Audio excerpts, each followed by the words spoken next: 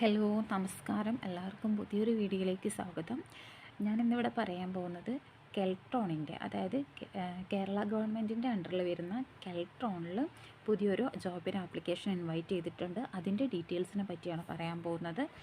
അത് വരുന്നത് എൻജിനീയറിങ്ങും ടെക്നിക്കലും, ഈ രണ്ട് പോസ്റ്റിലേക്കാണ് വേക്കൻസി ഇൻവൈറ്റ് ചെയ്തിട്ടുള്ളത്. രണ്ടിലും 6 വീതമാണ് വേക്കൻസീസ് വരുന്നത്. എൻജിനീയറിങ്ങിനും 6 ഒഴിവുണ്ട്, അതുപോലെ തന്നെ ടെക്നിക്കൽ അസിസ്റ്റൻറ്റിനും 6 ഒഴിവുണ്ട്. എൻജിനീയറിങ്ങിന് ബിടെക്കോ അല്ലെങ്കിൽ ബാച്ചിലർ ഓഫ് എൻജിനീയറിങ്ങിൽ 60% മാർക്കോ വേണം. ടെക്നിക്കൽ അസിസ്റ്റൻറ്റിനാണെങ്കിൽ 3 വർഷത്തെ ഡിപ്ലോമ 60% മാർക്കോടുകൂടി 3 വർഷത്തെ ഡിപ്ലോമയാണ് വേണ്ടത്. ഓൺലൈൻ ആപ്ലിക്കേഷനാണ് ഉണ്ടായിരിക്കും. അതുപോലെ തന്നെ നമ്മൾ ഡിഗ്രി UGCയോ അല്ലെങ്കിൽ AICTEയോ അപ്രൂവ്ഡ് ആയിരിക്കണം.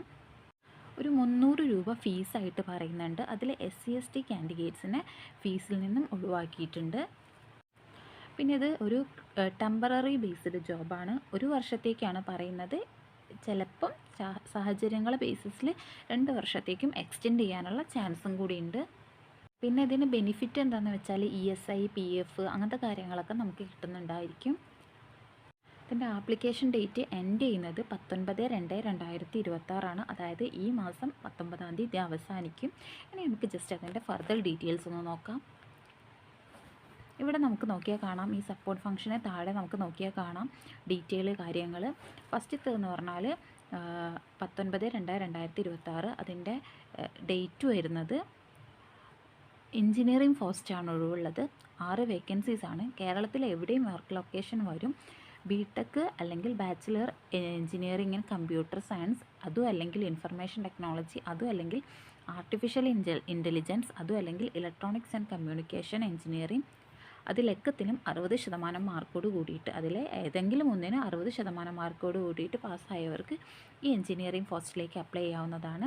1 വർഷത്തെ എക്സ്പീരിയൻസ് വേണം. സോഫ്റ്റ്വെയർ ഡെവലപ്മെൻറ്റ് അല്ലെങ്കിൽ വെബ്സൈറ്റ് ഡെവലപ്മെൻറ്റ്, അതും അല്ലെങ്കിൽ മൊബൈൽ ആപ്ലിക്കേഷൻ ഡെവലപ്മെൻറ്റിൽ, സോഫ്റ്റ്വെയർ ടെസ്റ്റിങ്ങിലോ 1 വർഷത്തെ എക്സ്പീരിയൻസാണ് എൻജിനീയറിങ്ങിന് ചോദിക്കുന്നത്.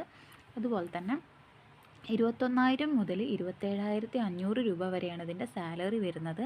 36 വയസ്സ് വരെ പ്രായമുള്ളവർക്ക് ഇതിനെ അപേക്ഷിക്കാൻ പറ്റും. 1 വർഷമോ മാക്സിമം 2 വർഷമോ കോൺട്രാക്റ്റ് പീരീഡ് ഉണ്ടായിരിക്കും. ഇനി ഇവിടെ അപ്ലൈ ഓൺലൈൻ എന്നുള്ള ഈ ഒരു ലിങ്കിൽ കയറിയിട്ടാണ് നമുക്കിതിനെ അപ്ലൈ ചെയ്യാൻ പറ്റുക.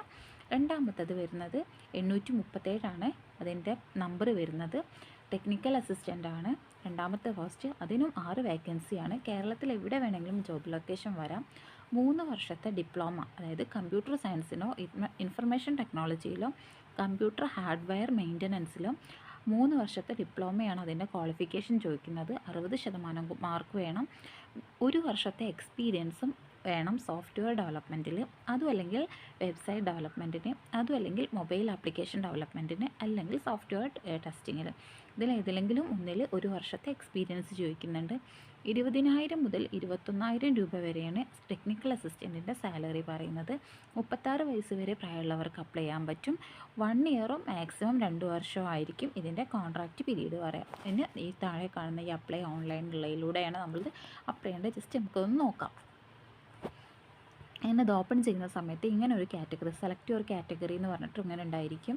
അപ്പോൾ നമ്മളിവിടെ ടെക്നിക്കൽ അസിസ്റ്റൻറ്റിനാണെങ്കിൽ ഇവിടെ ടെക്നിക്കൽ അസിസ്റ്റൻറ്റ് ചൂസ് ചെയ്യാം.